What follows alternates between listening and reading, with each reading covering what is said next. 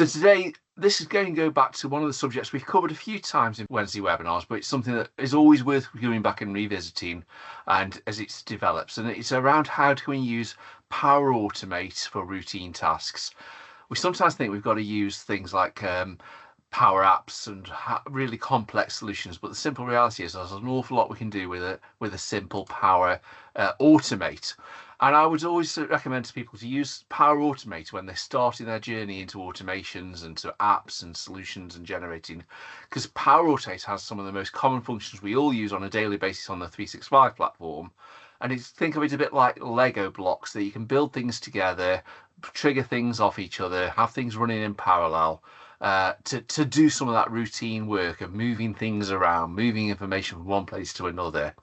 There are lots of premium connectors, but the basic functions are covered in the license we've got, are the main things we need. You don't always need. And my advice is plan before you start developing in there. Focus on the outcome you're trying to achieve and work back from there rather than replicating what you would normally do. It's very easy to go down a rabbit hole with PowerAutomate and to find yourself 3 days later you've not actually achieved what you wanted to and you've been working on it and getting quite frustrated. So do estimate the benefits that you'll get for investing the time that you're going to develop the solution. So is it just time saved? Is it improved service, or you reduce some risks by using an automate?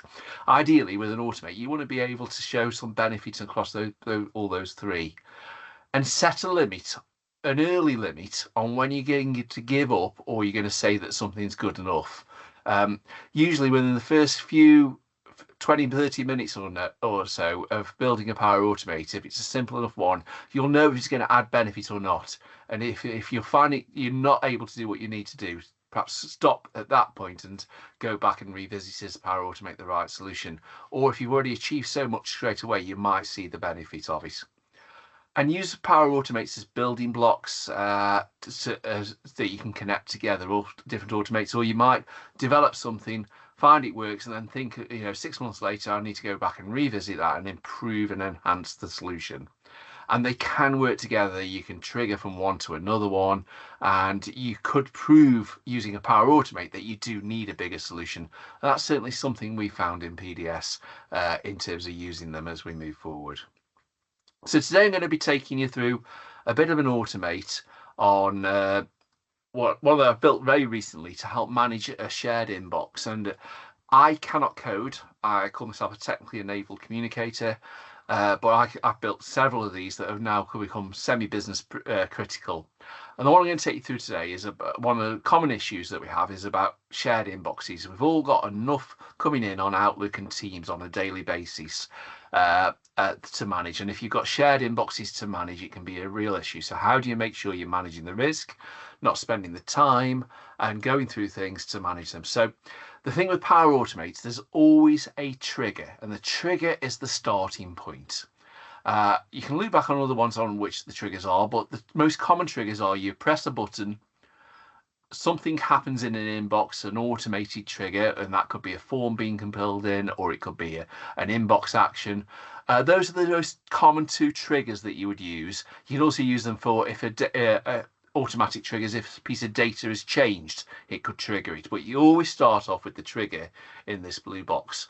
And the trigger I've chosen for this one is when a new email arrives in a shared mailbox. And one of the pro tips that you can always do is you can rename each of your building blocks as you go through to make them more meaningful. So this one's called when a new email arrives in a shared inbox. That's the function you're looking for when you're creating it. And you can see I've actually, to help me out, I've defined what that is in the top title. And it's very simple. I've started off by telling it the mailbox I want it to work on, and I just want it to focus on the inbox folder, and I've told it to ignore everything else. Now, one of the issues with shared inboxes is we do get an awful lot of spam and the emails that you don't want to after action. So I've built in a little condition. And the first thing it does as a condition is actually what I call a spam filter. It's a condition test. And I'll show you how you build these in a second. In fact, I'll do it now. I'm going to add an action for condition.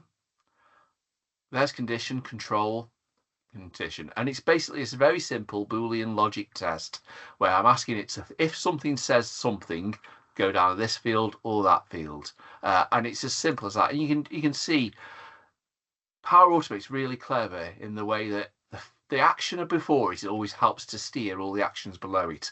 So because I've used the trigger when a new email arrives, I can then, these are the fields that are available to me from that action.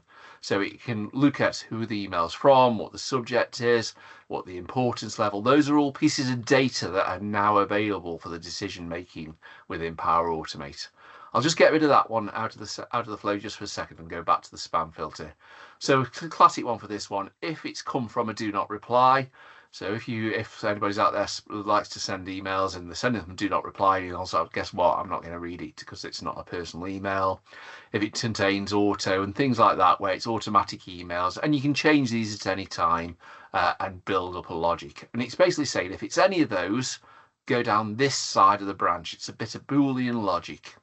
And what it's going to do, if it is see it as spam, it's going to move that email from the inbox into the field in that space.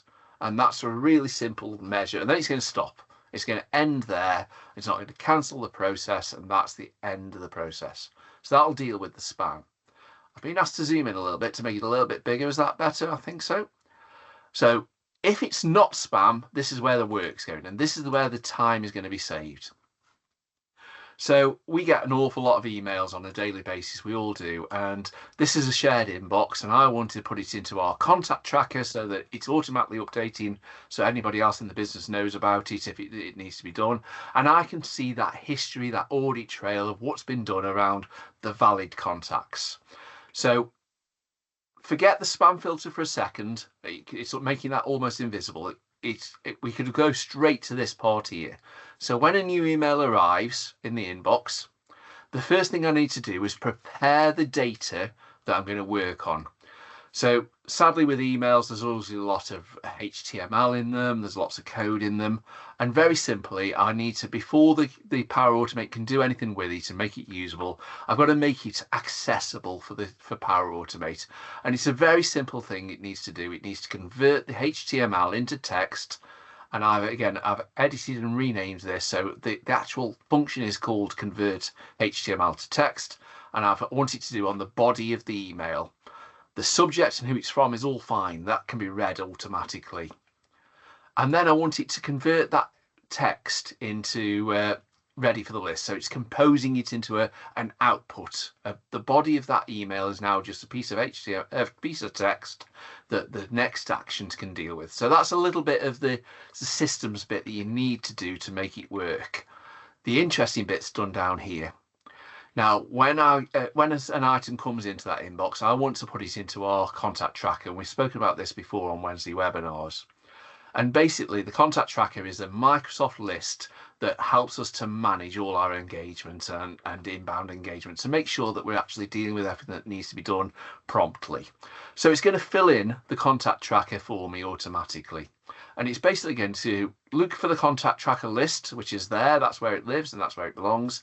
And it's going to put a title on that event that it's come direct from the events inbox, and it's going to drag the subject from the email. So right up here, it gets the subject, right up here. And this is the first time it's actually going to use it. It's going to use that subject there and actually insert that into the measure. It's going to take the email address for the name, and it's going to start to actually create a narrative for me that subject this or sent from this person, and there's that output of the body text there, and it's going to insert that into the entry for me. It's automatically going to take the time that the email was received in there, and it's automatically going to assign this action directly to myself. At the moment, because I'm still in the testing mode, I've put the message ID in there just to help me. I can delete that. And again, here, this is the updates field. This is an appending text field. I can make it do whatever I want to, put some text in there, and basically go down the process with there. So that automatically puts it into the SharePoint folder. So let me show you what that looks like on the PowerPoint. I'll just bring back the right slide. So that puts that data in there straight away. So it's actually popped in the detail, and at the moment it would show as as new, because that's the status. Everything goes in as new, and it populates the fields. You can see there it's put a little bit of detail in. I'll show you on the real screen in a second. The next bit is I need to be notified that there's something coming in that inbox, because the whole idea is I don't need to go check that inbox regularly. And for this one, I've used an approval. You could use various tools, but I found the approval one is the simplest one to use. And the approval is, again, a piece of code, a Lego building block, if you want, that basically sends an approval notification to somebody to ask, or sits there and waits for a response. And the way this one, again, I've renamed it again, approval, send a notification, and details to myself for a decision. And what it's basically done is put the title. So again, it's taken the details of who sent the email and what they're talking about. It's assigned it to myself as the decision maker, and it's actually taken the issue description. So what we put in the issue description in the entry here will automatically now appear here. So I'm using the list to populate the approval, and then I've put a link to the item in the list. So if I click the item in the link, it'll take me straight to the Microsoft list. It'll literally open Microsoft lists for me and take me directly to that item so I can deal with it. And then it's going to do another decision. It's going to wait for the decision from the approval. So it'll sit there and wait, and there's a condition there. And if I say yes, do this. If I say no, do this one. And you can see there, basically what it's going to do is take the decision. If I've said the response from the approval, again, it's very simple. The approval will show the output of the thing, and the response is one of them. If the response is for action, opening contact tracker, it will go down this process here, and it will actually go back to the events inbox, take the ID of take the email back, because it knows the email ID because it captured that right at the start of the process, and it's going to forward that email to my personal inbox to action with. It's then going to put that email that's in the events inbox into a folder that's been passed for action, and there's my audit trail. And then what it's going to do is run away back to that contact tracker. Again, there we go, I'll put that in, zoom in again there. If we can get it lined up. It's going to run back to that contact tracker entry and actually update the item. It knows the ID of the item from back up at the top here. When it created the item, it created an ID, and it's remembered the ID, so it knows to go back to that item ID, and it's going to change the status to in progress. It's going to put a note on it that I've reviewed it and exactly what time I reviewed it, and the date and time will be inserted, and any comments that I put on that item will go straight into there. That's quite simple to do. It sounds complicated, but that's the process you would do if you were manually doing it. If I go over to this side, and I've actually said that this email doesn't need any further action, so I ticked another value. I have ticked no for that one. I've ticked a different value. It's not yes. It's going to go down this Boolean logic for this side. It's going to move the email into a folder called filed, so it's done. It's going to update the engagement tracker with, again, it's created it earlier. Now it's going to go back and update it. It's going to show the status value as completed and show that it was reviewed at this point. No further action was required. It's been completed. And if I did make any comment, it's added that on there as well. And that is the automate. But what does that actually look like in practice? So let me show you the actual process from the user point of view. Okay. So what does that notification look like? And remember, I'm never going to go looking at that inbox. So it'll pop in on Teams with a little notification, and you'll get the activity tab, and it'll say that because I created this PowerAutomate, I've sent a request for approval, and it's an event email from myself in this case. That would actually insert the email address of the person who sent the message into the inbox, and it puts it into my approvals. And you can see there that's sitting there waiting to be requested. So I'll bring the live screen up so you can see that. So there it is, sitting there, requested the date and time. Okay, so what does that look like? I also get an email as well to make sure I've got it.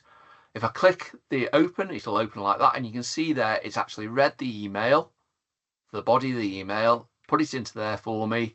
I can do a bit of work to clear out that HTML if I need to, and there's my buttons to action or close. So again, I'll show you that in live in a second, but it's also sent as an email, and the email does include that link. If I click that link, it directly opens the SharePoint item, so I can actually deal with the SharePoint item as well.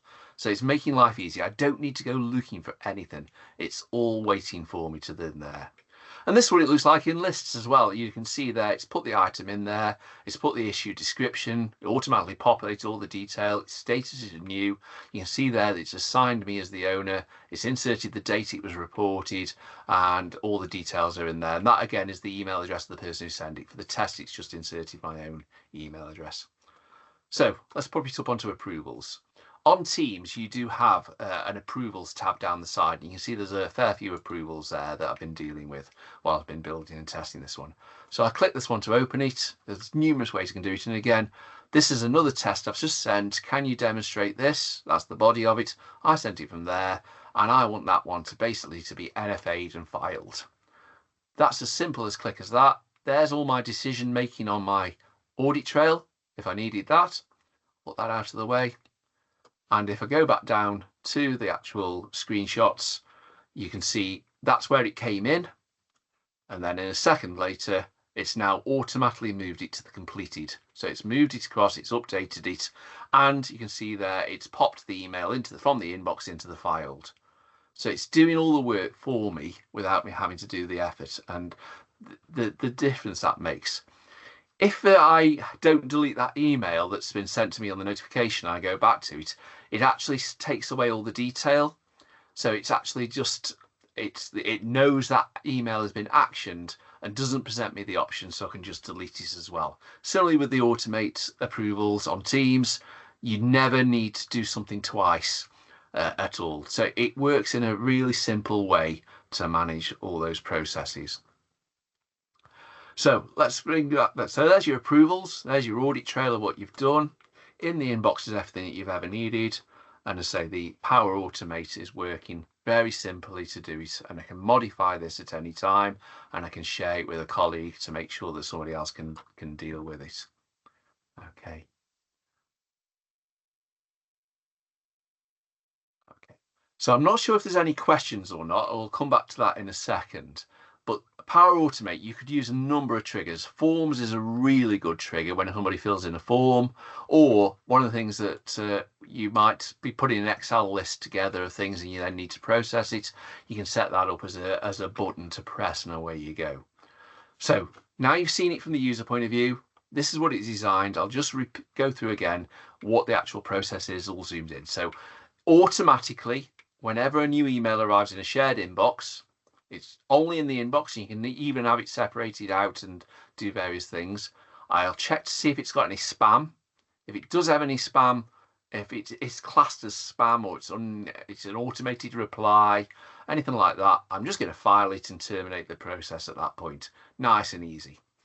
If no, this is where I'm going to do the work. So again, I'm going to just take the body of the email, turn it into a piece of code that can be used by the solution, and create the item straight away into the contact tracker, into a list, and put certain fields on it. And you can see I'm populating not just what comes out of the email, out of the code, but I'm actually putting narratives, I'm describing what it needs to be, I'm putting priority values, and I can change those priority values if I want them to. Mark it all up. I'll be taking that bit out once they're finished doing the final testing. And I've even given it a type of category, so it's all very simple to analyze the data later if I want to. It then sends an approval. So it's a physical notification that something new and I need to make a decision on it. And I'm only going to be sending things that it's decided aren't spam, or I've designed not to be spam. And at this point, if it doesn't look like I need to do any action, I can literally press one button, tell it it needs filing, and from that point on, it will automatically send that email that's in the inbox, take it out the inbox, put it in the filed folder, and that's the end of it. It's logged all that. If it is something I need to action, it'll send it to myself or whoever I've got nominated. And again, you could build in things to nominate other people's email addresses. You can have the authorization going to a number of people and have it set so the first person to see it deals with it and then nobody else has to. Or you can have it that you need a staggered approach, that one person authorizes it, then it goes to another person for final authorization. All those are the options in there. And then again, that does all that work. It files the email, updates the contact tracker, keeps everything up to date, and then it's done. And again, you could use those sort of simple flows to do anything from designing simple solutions around when a piece of data is updated, when a date changes, send a notification. All those things are absolutely possible using this technology. So I'm just going to click and open the Q&A just to see if there's anything I need to come up there. So there's a comment there from Chris about debugging when the flow doesn't run and the information, it can be unhelpful. Is there a way stepping through and drilling back to see what's happened? Yeah, absolutely. And I had a nightmare with this yesterday when I was building it, because there was a little bit of a bug in that the email I was using had been processed a couple of times too many times. Oops, I pressed the wrong button there and I've rerun the flow. So you can see here, if I go to this test flow here, yeah, I'll get this one. Succeeded. Okay.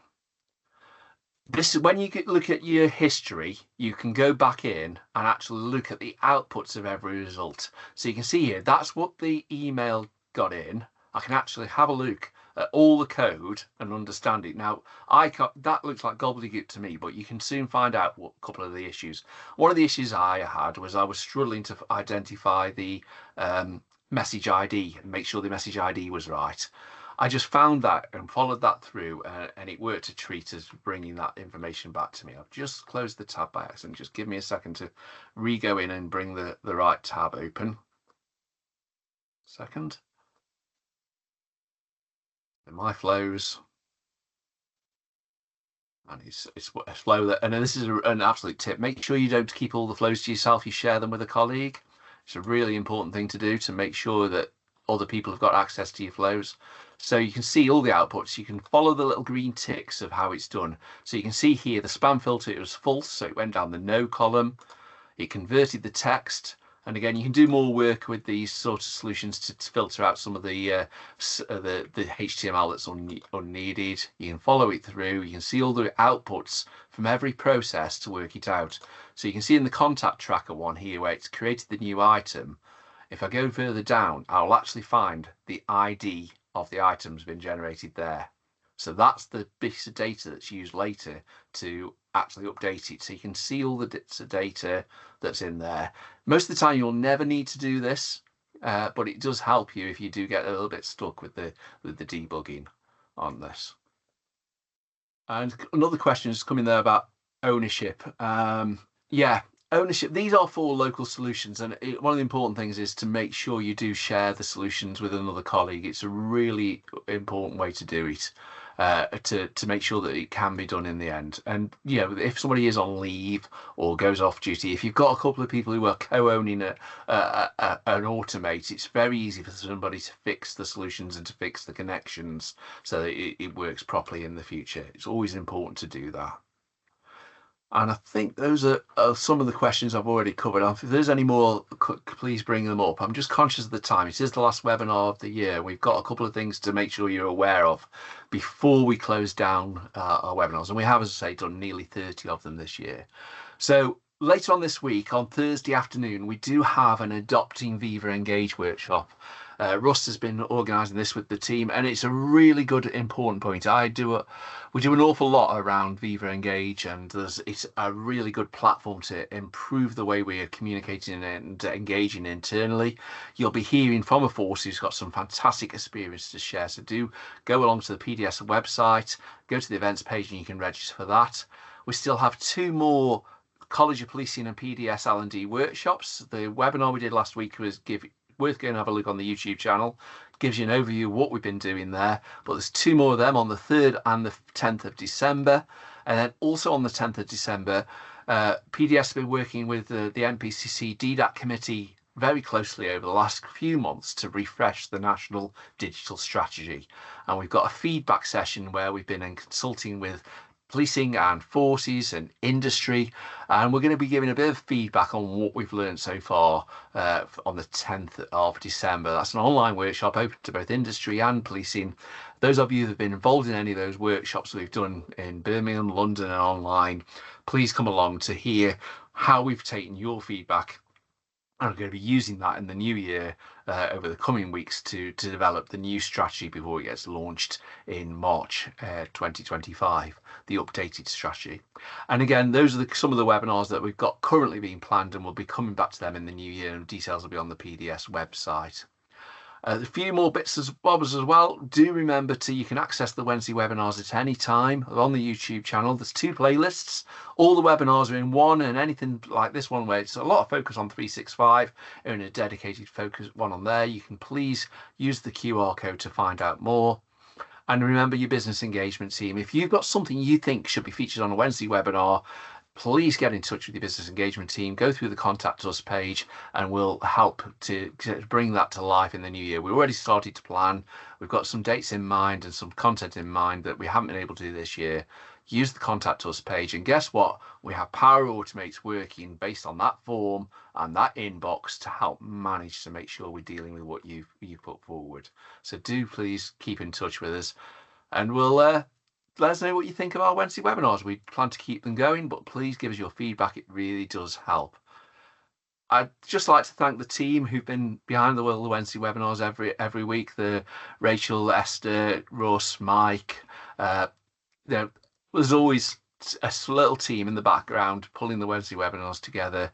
We do think they're valued. You guys tell us they're valued, so please do give us that feedback and we'll keep them going. And hope to see you in the new year or in some of the events we've got just before Christmas to keep up with everything. So thanks for joining us.